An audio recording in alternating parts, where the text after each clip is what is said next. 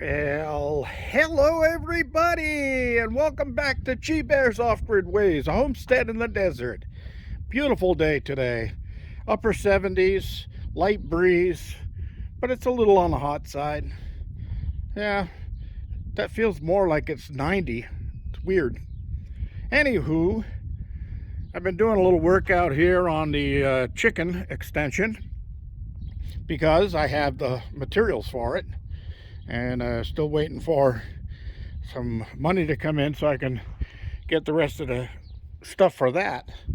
But we'll get to that in a minute. So what I'm doing here is I got it marked out now, and I got another 4x4 going there. But I'm going to have a foot plate there, just like I did for this run. I've got a foot plate going all the way around on the bottom. So when I attach my metal, I can also attach it at the bottom so it can't be pulled out by dogs or wild dogs or whatever. So anyway, I got the lumber I need on my trailer because I did a desert run and I picked up a bunch of stuff left behind by somebody at one of the illegal grows. So I got some 10-foot pressure treated 4x4s, and I got some PVC pipe. I got a nice big piece of 1.5 inch conduit, electrical conduit. Got a sheet of OSB. That sheet of OSB with taxes $60 right now, so that was a nice buy. The metal I bought at Home Depot. I got 2 sheets of it, and I put tape on the corners so that nobody would bump into the corners and slice their legs open. But also the brand new 2x4s down there. I got 4 10-foot 2x4s because I need one on the ground there, I need one overhead there, and I need one on the ground here. That one will take a 92 1/4, and then that's only a 4-footer. And then of course over there I'm going to need 2 more when I get to the coop. What I've decided to do was, I think I've got enough chicken wire left so I can get this section from this post to this post.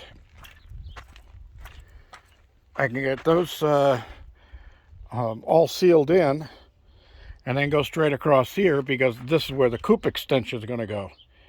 I can't be tearing that wall off the coop at this time because I've got a hen in there right behind that post hole auger, and she's brooding. She's sitting on about a dozen eggs, so I don't want to bother her and cause any stress while she's brooding. So I'll have to wait to do this anyway. But if I do this section and I put the metal, one 10-footer over there and one 10-footer over here, I've got 2 sheets of it there, then I can take that metal off and move that to this edge right here. Should be exactly the same length, and that will give me my base all the way around. And then I can screen this whole section in with chicken wire, and then I can open up that chicken wire, and that is buried a foot in the ground to prevent tunneling underneath. But that'll come up, and those are 8 plus 1 foot is 9.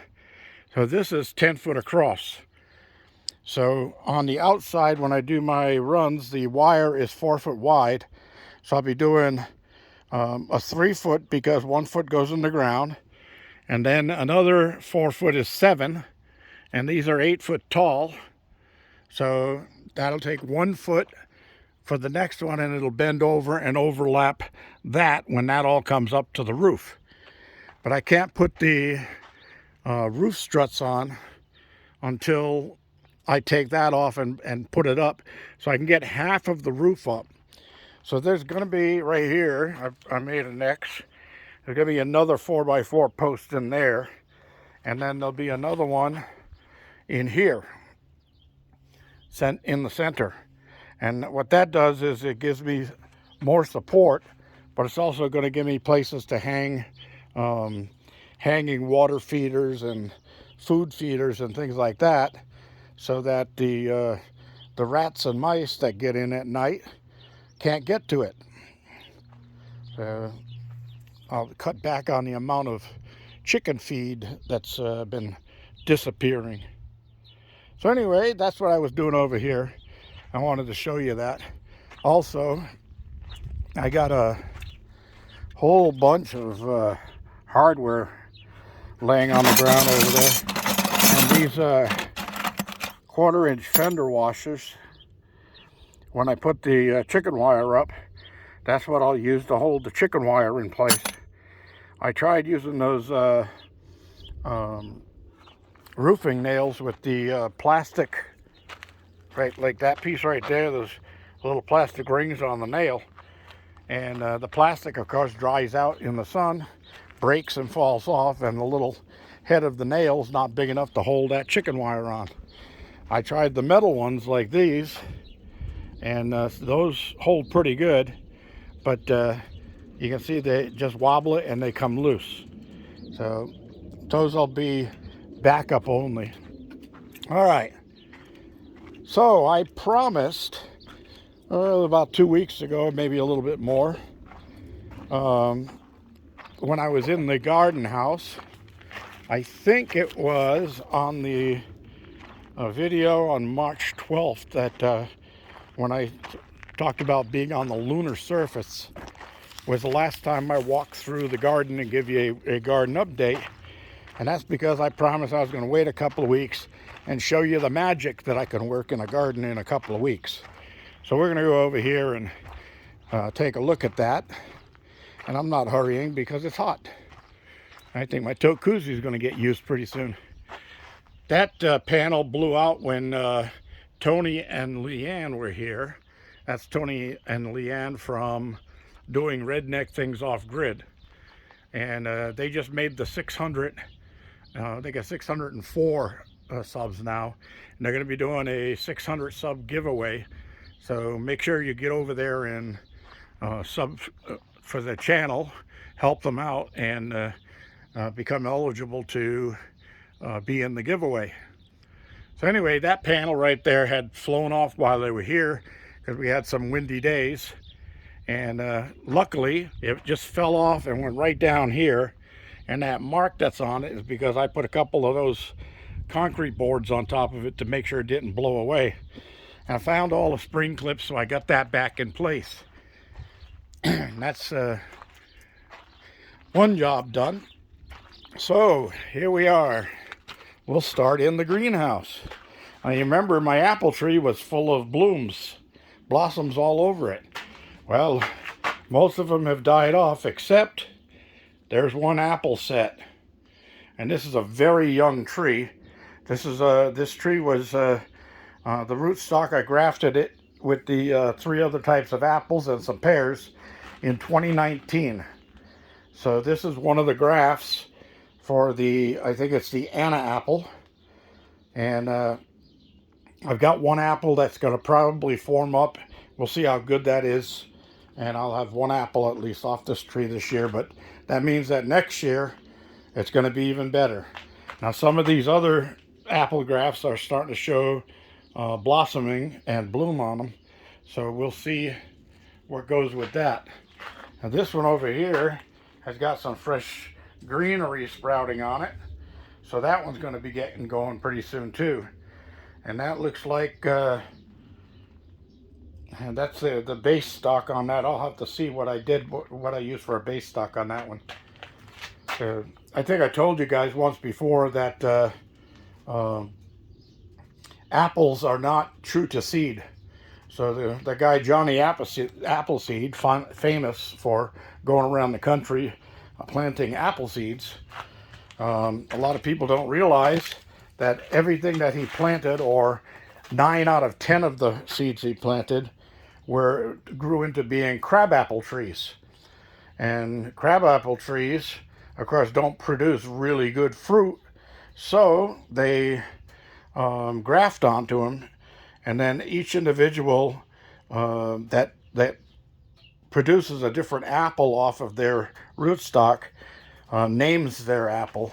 So like Ambrosia named their apple, and Fuji was a Japanese gardener. He named that apple. And this one is the Red Delicious. Somebody looked at it and said, wow, it's a nice red apple and it sure is delicious, so I'll name it a Red Delicious. That's the way that goes. So look at all the fresh green on my citrus trees here. They're liking it. That's because I got a bunch of composted chicken poo and I spread it all around these trees. Non-king cherry is getting stronger and bigger. I did have a couple of blooms on it this year, but it's still too young to bear fruit. So most fruit trees are 3 years and then you'll see something. My fig, look at that. Last time you looked at this fig, there was no green on it. But now there is. It's jumping up really well. And over here, my purslane is doing really well. And while we walk into the other room, I'm going to grab some purslane to munch on. I love my purslane. That's good. Kind of reminds me of a flavor of something we called sour grass as kids when I was growing up in New England. And we used to sit out in the yard and eat sour grass until we were satisfied and then move on. My broad beans are the fava beans. Look at them all, doing just well. This is a cucumber. This and that are Kentucky Wonder green beans. All of these little things that are popping up over here are carrots. So you go all the way, carrots go all the way out to there. Because I like carrots. I like mixing carrots and potatoes together and boiling them up and making mashed potatoes with a mixture of potato and carrot, and melt some butter into that, put a little milk in with it, a little bit of salt, and mash them up nice and smooth, and that is just a delicious little side dish to go along with anything. So my dill over here and my oregano, I should say, is doing fine, and I've got some more cilantro popping up over there. Garlic still going strong. And for those of you who don't know, you wait until the greens turn yellow and fall over, and then it's time to harvest your garlic. So we'll see how that goes. So yeah, I got some more chicken manure underneath my trees. And over here, my asparagus, I've got some spears on there. So nice. I might pluck a couple of those and eat those while walking through the garden. Beetroot, those are beets down there. Heart healthy beets. The one thing I've been growing a lot of this year is these mushrooms.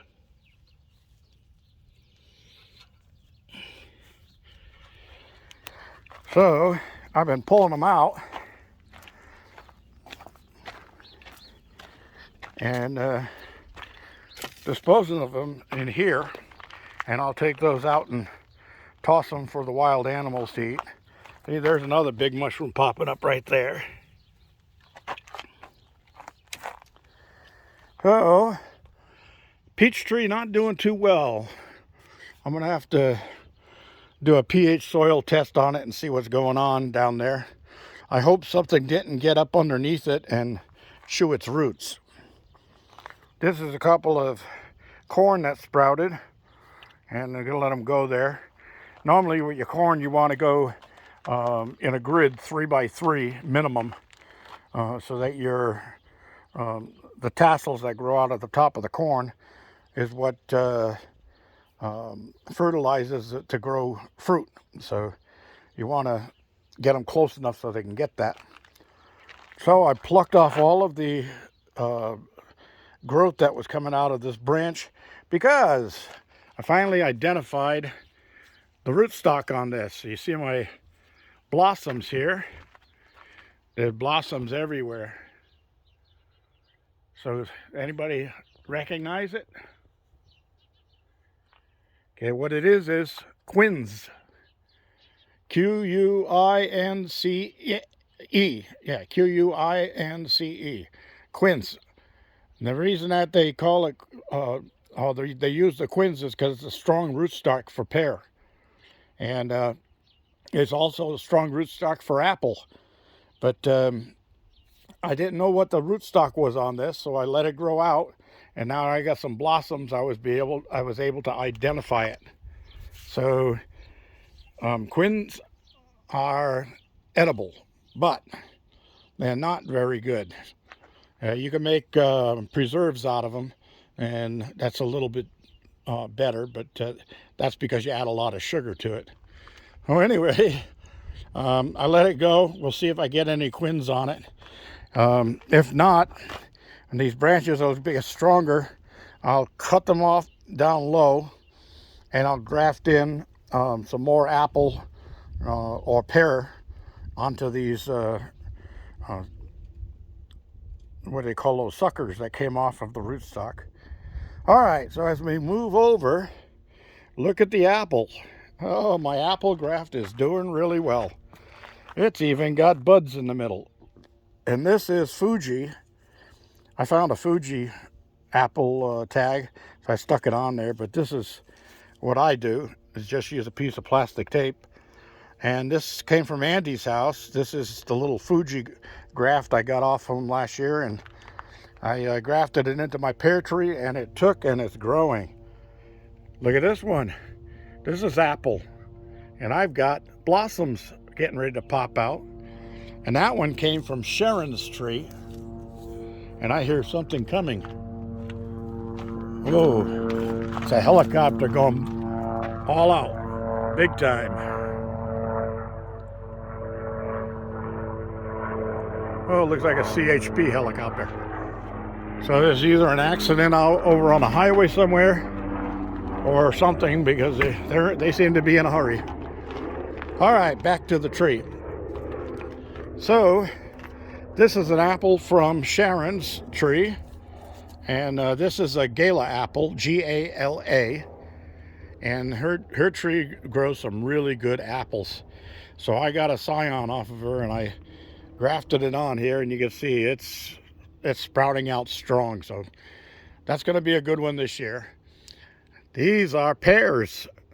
These are all pear blossoms. These are all pear blossoms.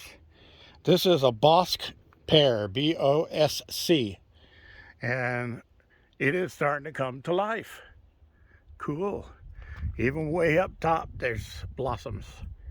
It's still a very young tree, and it won't support that much fruit, but I will take care of taking off the weaker of the fruit when the time comes.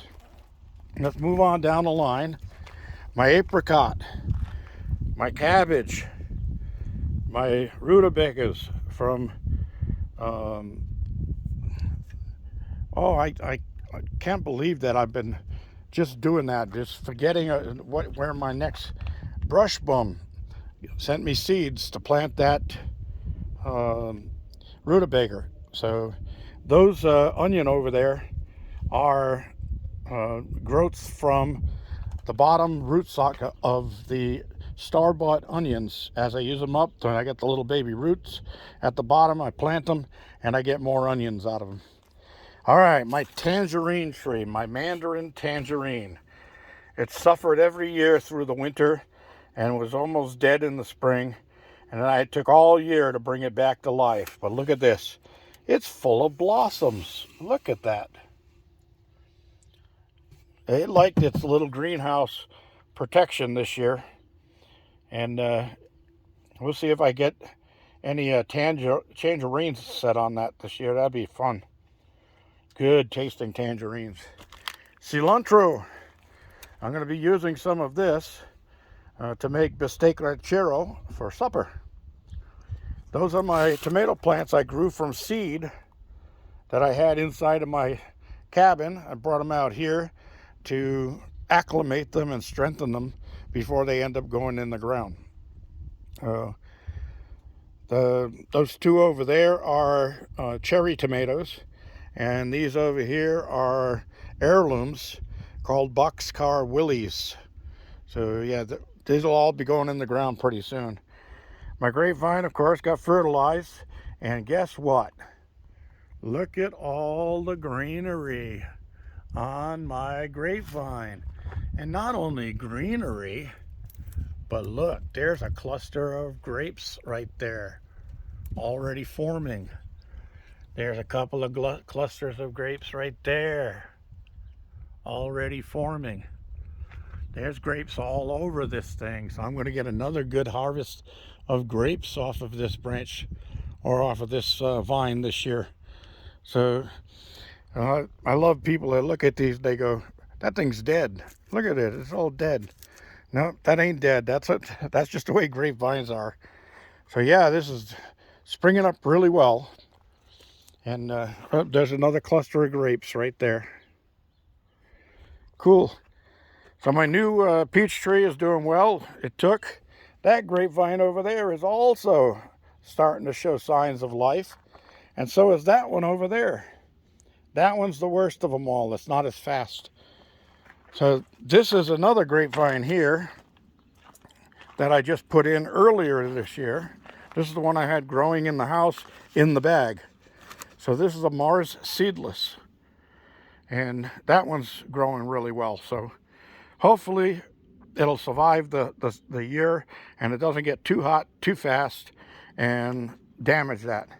My raspberries, I put this in at the same time as that grape and it's doing just fine.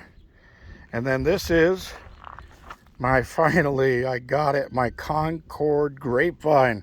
Thank you to Tony and Leanne. They drove this thing all the way out here from Nevada to here just to get this to me so I could have my Concord grapevine started. And look, it's already budding. I just got this, what, 4 or 5 days ago? But I can work magic, big magic. Do you believe in magic? So these are all my peas.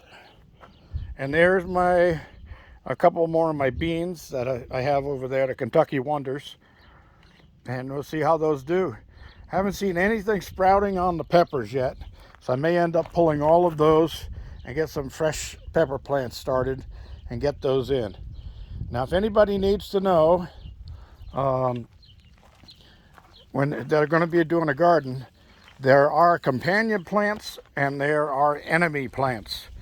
So if anybody is going to plant something and they want to put a bunch of different types of vegetables in the same garden box and they're not sure, just ask me and tell me what you're going to grow, and I'll tell you what the companion plants are for it and what the enemy plants are for it.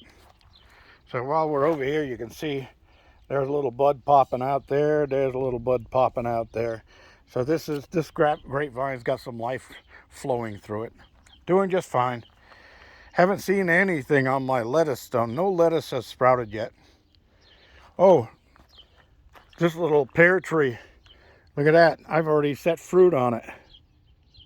Amazing. On that one little branch. And I thought this section was dead. I got my pruners out and I snipped off the ends. And there's still a lot of green in those branches. So I'll have to wait to see what happens. The tree's too young and I was trying to graft to it. So it was just an experiment to see what happened. But I still got some life in it, so I can end up cutting the main stalk off down low and graft it into that after next year. So see if I can't get that to take. All right, everybody, that's all I've got for you today. Big old garden walkthrough. We took up 24 of your minutes. How do you like that? So I'm going to close this off and say thank you for joining me. Don't forget to give me a thumbs up down there. Don't forget to subscribe and share. This is G Bear signing off.